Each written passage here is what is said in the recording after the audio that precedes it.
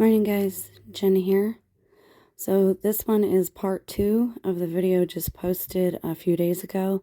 If you haven't seen it, you might want to check that out first.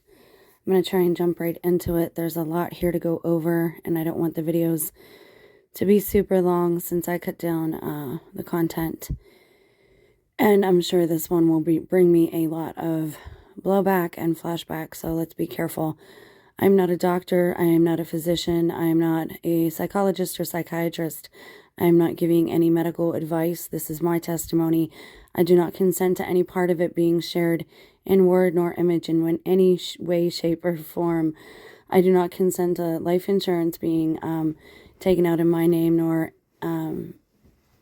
my life, nor lack thereof being profited off of, nor my image nor voice being exploited or profited off of. So there, we got that out of the way. And I have no desire to harm anyone else nor myself. I am a pacifist.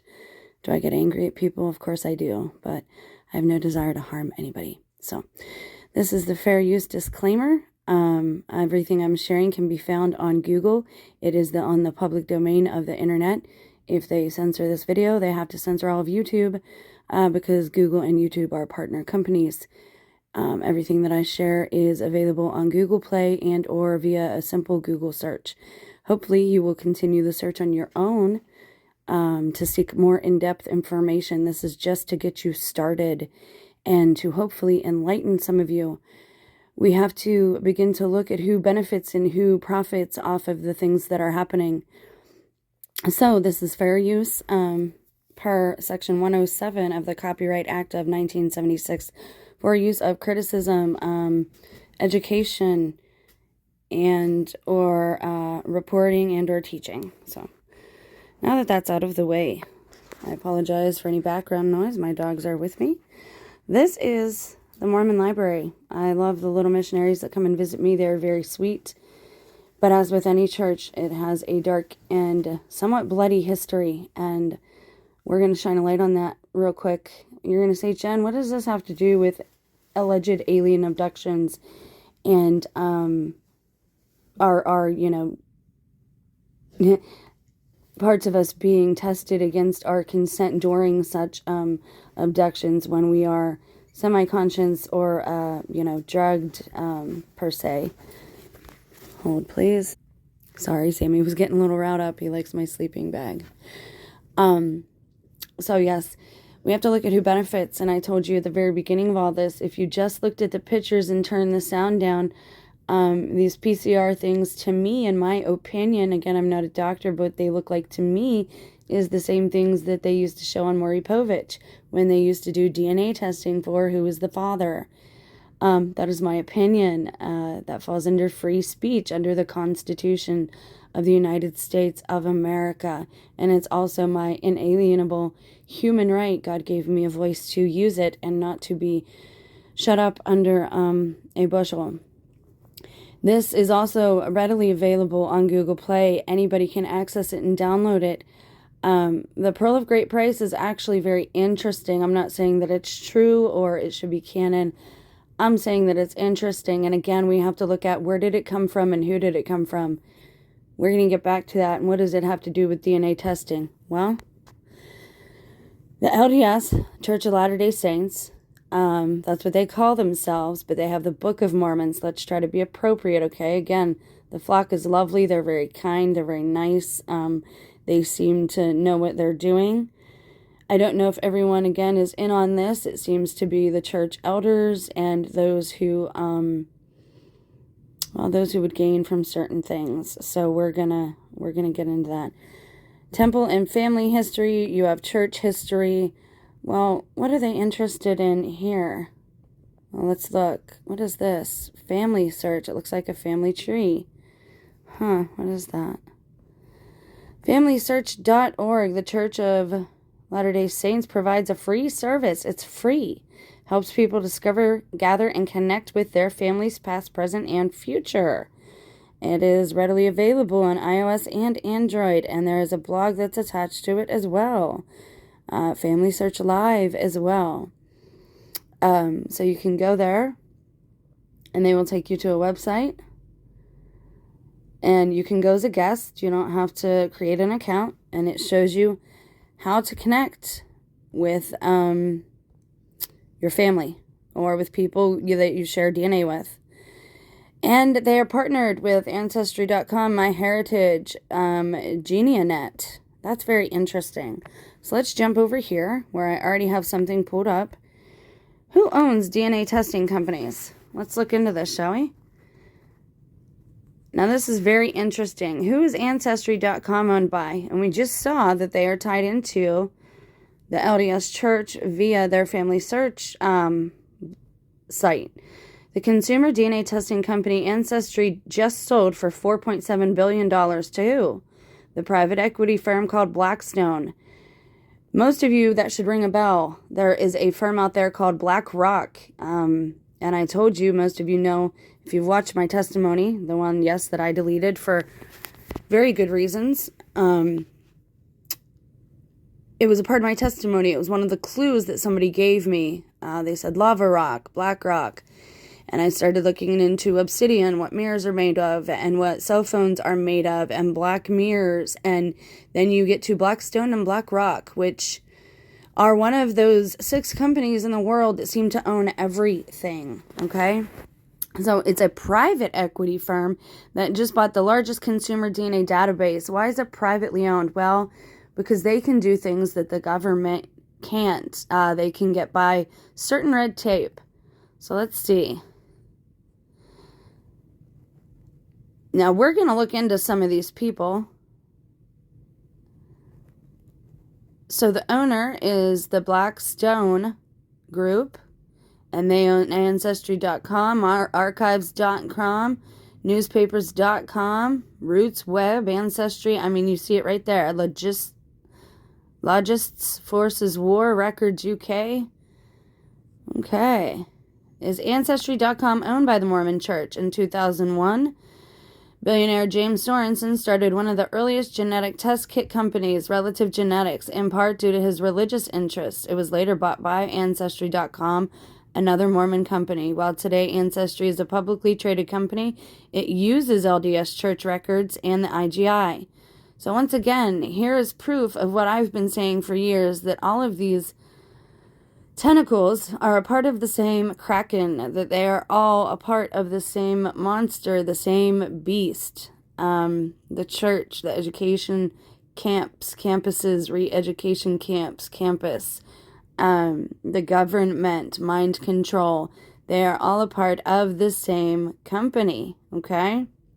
What DNA company is owned by China? And you can look into that too, but we're going to get into, I want to look at one other thing, and it is about a person that's very into this. So we're going to look at this,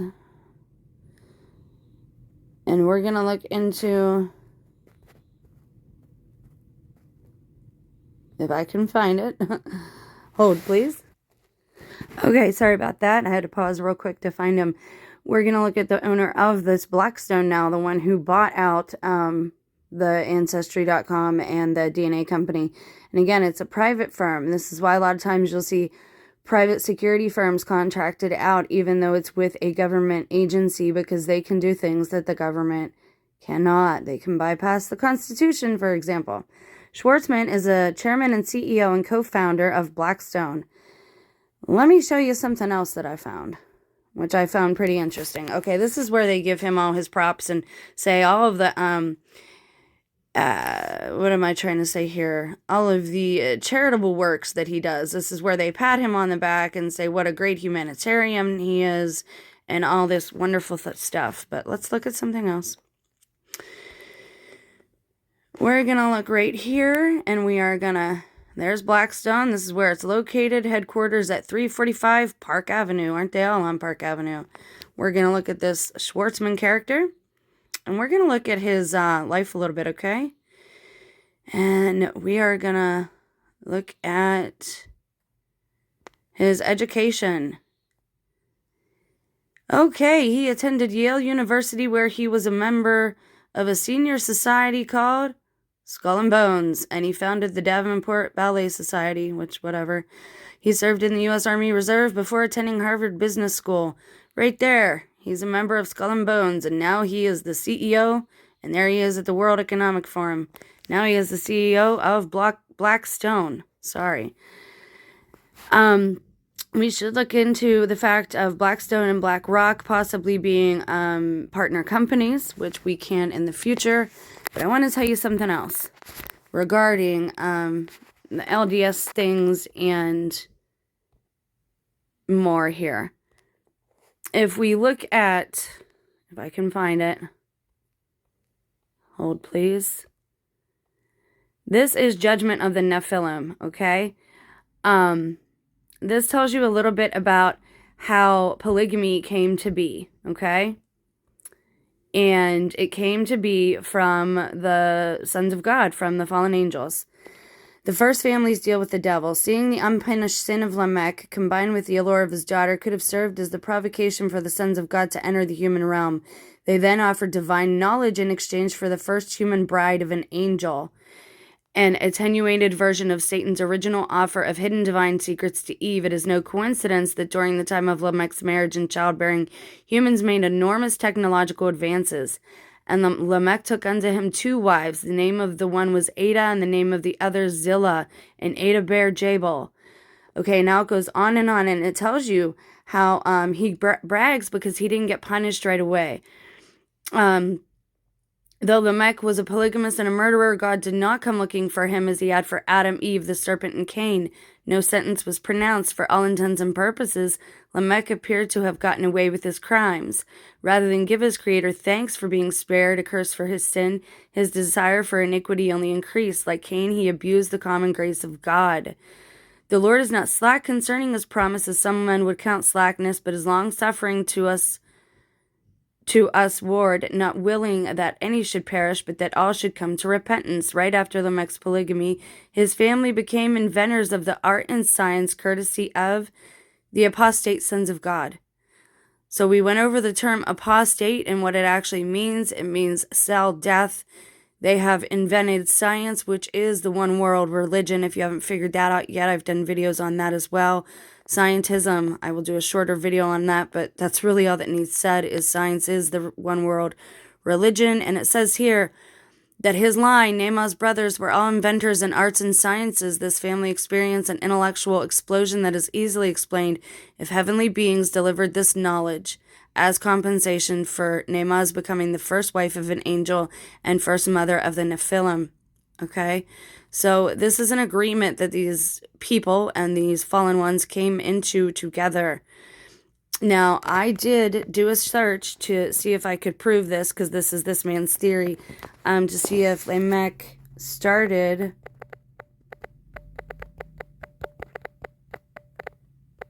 And I'm going fast because I'm trying to finish this in under 15 minutes.